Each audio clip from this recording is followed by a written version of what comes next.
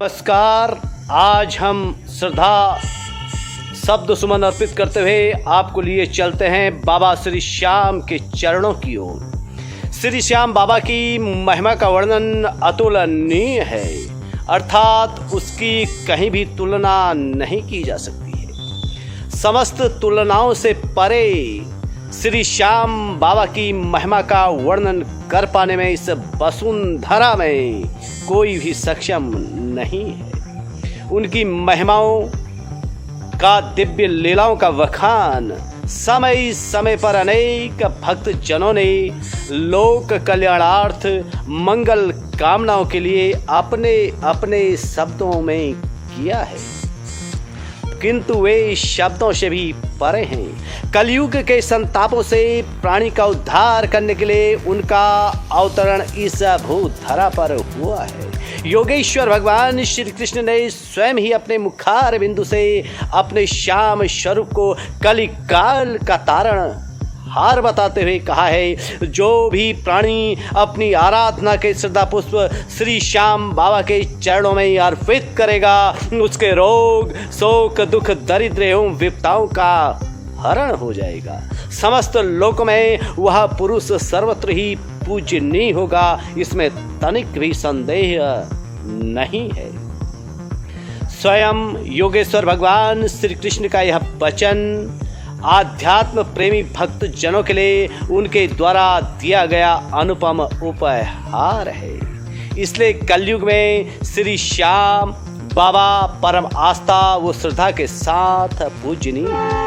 उनकी लीला को समझने में आखिर में कौन समर्थ हुआ है, अर्थात कोई भी नहीं। कण कण में व्याप्त बाबा श्याम अनंत रूपों से इस संसार में पूजनीय है। हे खाटू वाले श्याम बाबा, तुम्हें कोटि कोटि प्रणाम है। तुम्हारी महिमा वो लीलाओं का वर्णन अनंत है। उस अनंत निर्मल दिव्य स्वरूप का वर्णन कर पाने में इस संसार में कौन समर्थ है, अर्थात कोई नहीं। फिर मेरी तो क्या विसात है। फिर भी हे योगेश्वर, हे जगदीश्वर, अपनी मंद व तुच्छ बुद्धि के प्रभाव से आपकी महिमा का वर्णन करते हुए आपकी स्तुति कर मैं कुछ शब्द आपकी ही कृपा से आपके चरणों में लोक कल्याण की भावना से समर्पित कर रहा हूँ। इन शब्दों को स्वीकार कर समस्त जगत का प्रभु कल्याण कीजिए। योगेश्वर भगवान श्री कृष्ण की कृपाओं की लीलाओं का वर्णन अवर्णनीय है। भक्तों की रक्षा के लिए समय समय पर प्रभु ने इस पृथ्वी पर अवतरित होकर धर्म की रक्षा कर भक्तों का मान बढ़ाया है। इस त्राहिमाम कलयुग में जब प्राणी चारों ओर से व्यथित व्यथाओं से घिरा हुआ है और अपने मूल स्वरूप से भटक गया है, ऐसे समय में प्रभु में श्याम का वंदन बड़ा ही मंगलकारी है। खाटू श्याम के रूप में अवतरित होकर खाटू धाम में भक्तों के कल्याण के लिए बाबा विराजमान है। इसलिए कलयुग में आपको ही श्याम अवतार माना गया है और श्री कृष्ण का अवतार माना गया है। श्री श्याम के रूप में श्री कृष्ण के अवतरण की लीला बेहद अलौकिक है।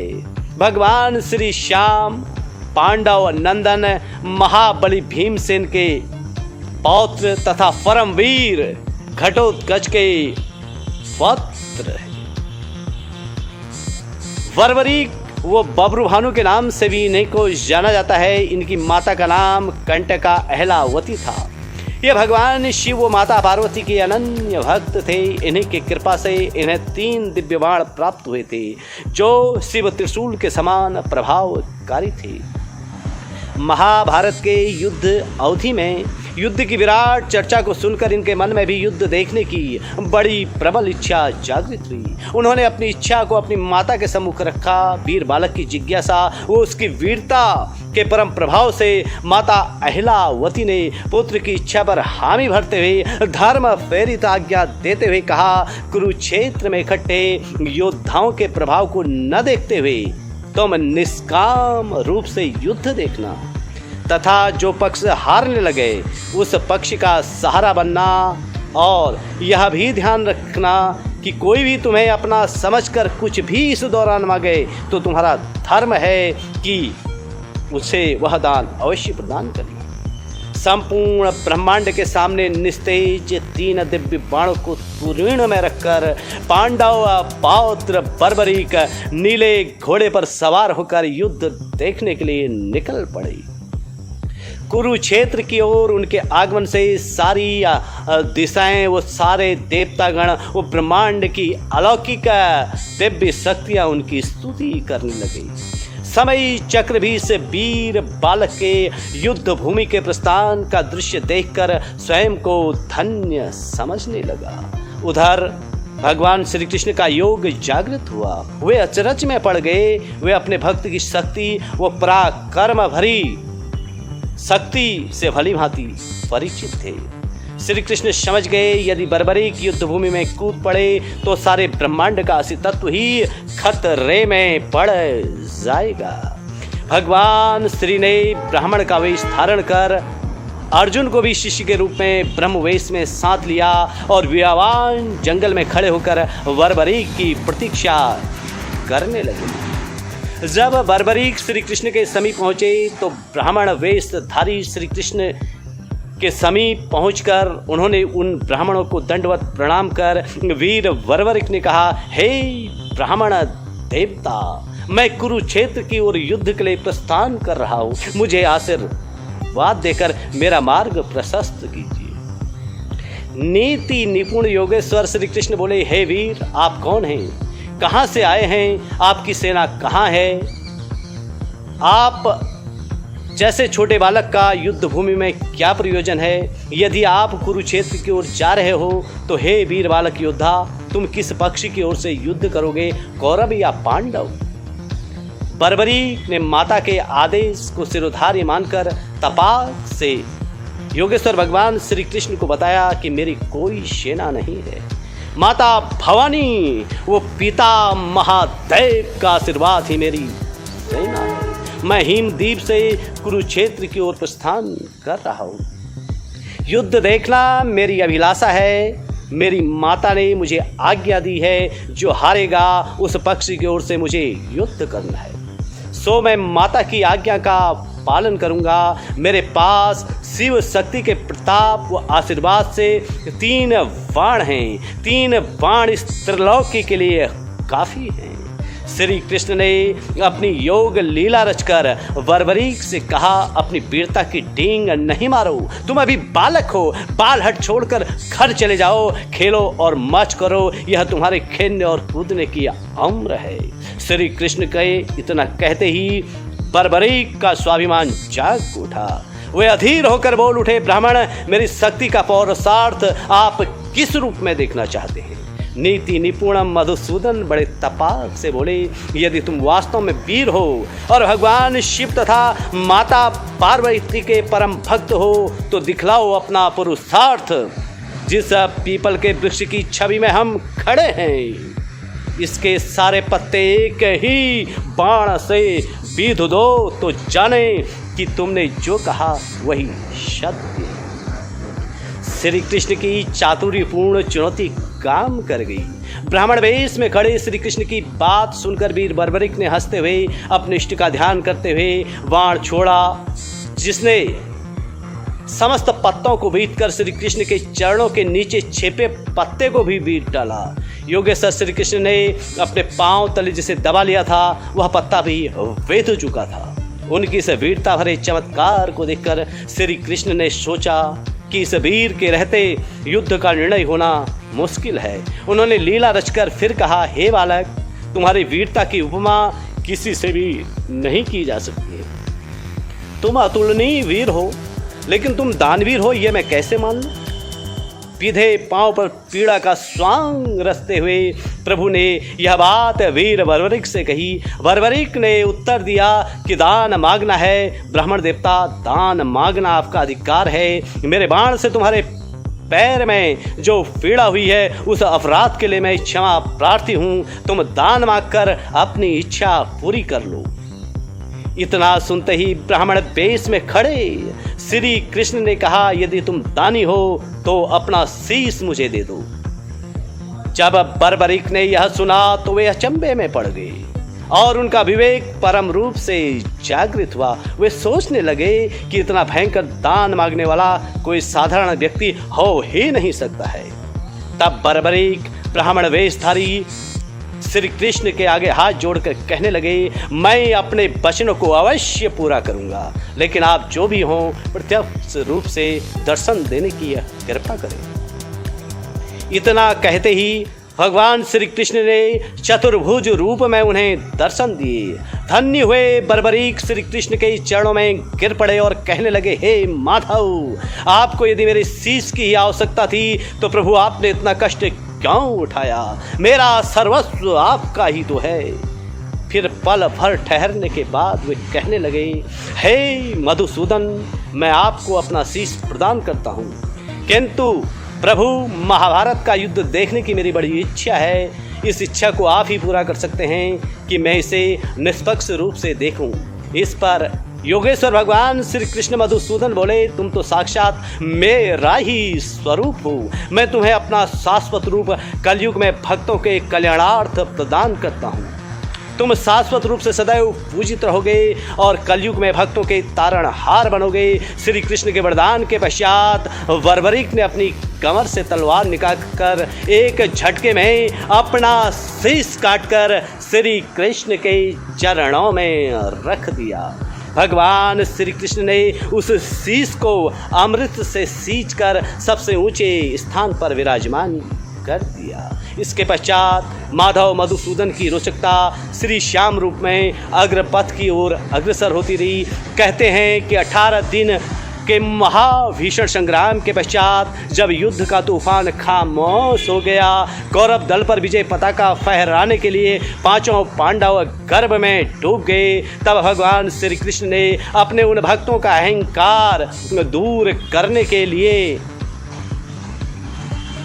खाटू श्याम के पास चलने को कहा। उन्होंने कहा कि इसका निर्णय तो वीर बर्बरीक ही कर सकते हैं, जिन्होंने पूरा युद्ध देखा और निष्पक्ष रूप से देखा। तब पांचों पांडव द्रौपदी को साथ लेकर भगवान श्री कृष्ण के शीश के समक्ष पहुंचे और पूछने लगे, हे महावीर, तुमने इस धर्म युद्ध को निष्पक्ष रूप से देखा है। बताओ, इन पांचों वीर पांडव भाइयों में सर्वश्रेष्ठ वीर योद्धा कौन है, जिसकी वजह से विजय श्री की प्राप्ति हुई है? यह सुनते ही बर्बरीक का शीश बड़े जोर से अट्टहास भरते हुए हंसने लगा और कहने लगा, इस युद्ध में श्री कृष्ण प्रभु आपके सुदर्शन और महाकालिका के खप्पर के सिवा मैंने कुछ भी नहीं देखा। इतना सुनते ही अहंकार में चूर पांडवों का गर्व चकना चूर हो गया।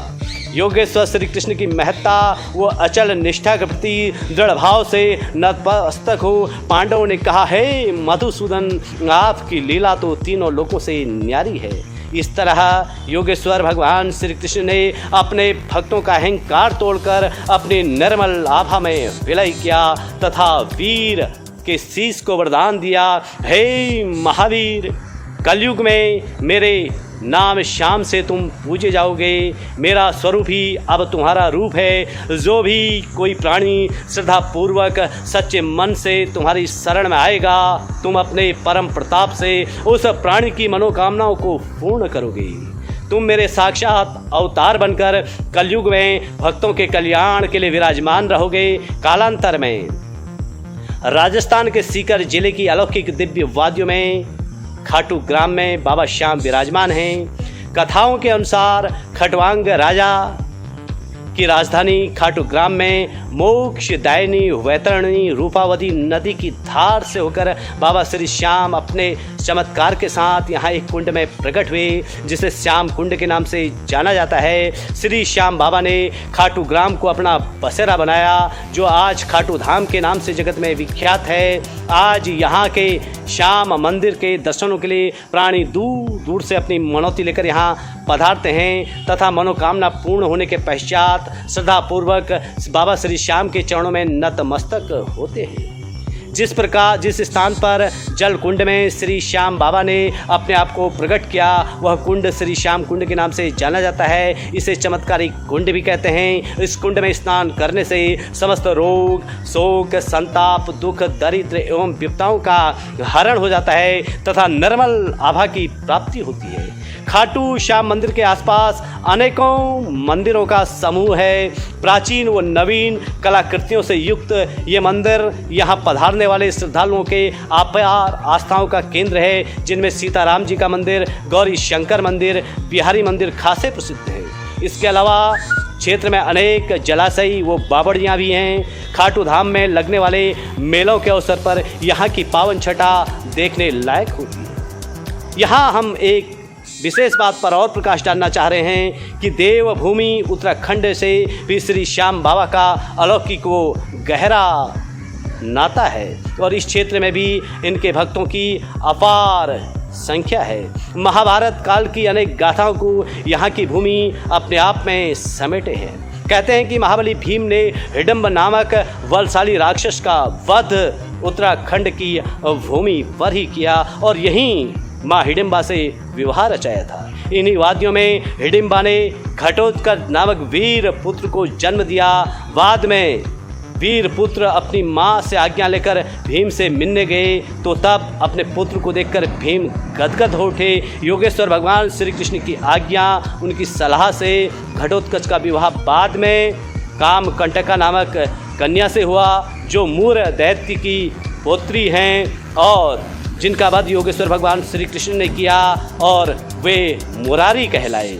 कुल मिलाकर यह एक बहुत लंबी कथा है और इस कथा के बीच में केवल हम इतना ही कहना चाहेंगे कि मूर दैत्य के वध के साथ ही योगेश्वर भगवान श्री कृष्ण जगत में मुरारी के नाम से प्रसिद्ध हुए। श्री कृष्ण गोविंद मुरारी के नाम से उनकी स्थिति लोग बड़े ही श्रद्धा व विनम्रता के भाव से करते हैं। और इसके अलावा देवभूमि उत्तराखंड में श्याम बाबा वो उनके परिजनों की चमत्कारिक गाथाओं के अनेकों भंडार भरे पड़े हैं। एक पुराणों में महर्षि वेदव्यास जी ने एक गुप्त क्षेत्र का वर्णन किया है। यह गुप्त क्षेत्र पाताल भुवनेश्वर के निकट बताया गया है। कहा गया है कि इन्हीं गुप्त क्षेत्रों में वीर बर्बरिक ने अखंड साधना व कठोर तपस्या की थी।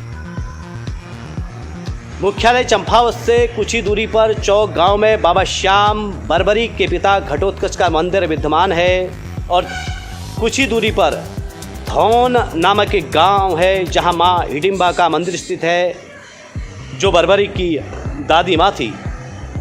कुल मिलाकर के खाटू वाले श्याम बाबा के एक नहीं अनेकों किस्से देवभूमि उत्तराखंड से भी जुड़े हुए हैं। महाभारत कालीन किस्सों से उत्तराखंड की धरती में एक से बढ़ के एक पावन स्थल अलौकिक कथाओं को अपने आप में समेटे हुए हैं। बहरहाल बाबा श्री श्याम के गुरु विजय सिद्ध सेन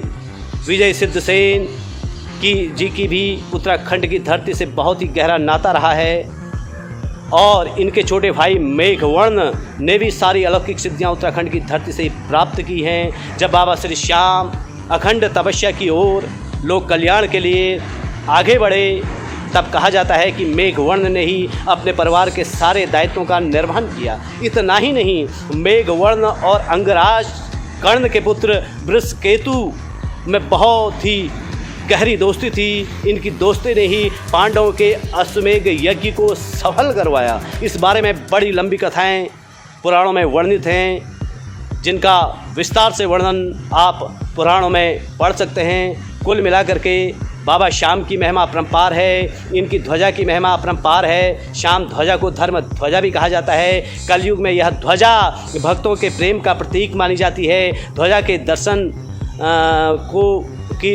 दर्शन को पावन निर्मलता का प्रतीक भी माना जाता है। लोग बड़े भक्तिभाव से ध्वजा के साथ भजन कीर्तन कर अपना जीवन धन्य करते हैं। कुल मिलाकर के बाबा श्याम की महिमा अपरंपार है। देवभूमि उत्तराखंड की धरती से बाबा श्याम का अलौकिक नाता रहा है। इनके भाई मेघवर्ण जी का इस धरती से अलौकिक नाता रहा है। इनके पिता वीर घटोत्कच जी का इस धरती से अलौकिक नाता रहा है। इनके गुरु विजय सिद्ध सेन जी का इस धरती से अलौकिक नाता रहा है। और बाबा श्री श्याम के भ्राता मेघवर्ण और अंगराज कर्ण के पुत्र वृषकेतु ने बाद में पांडवों के धर्म पथ के मार्ग में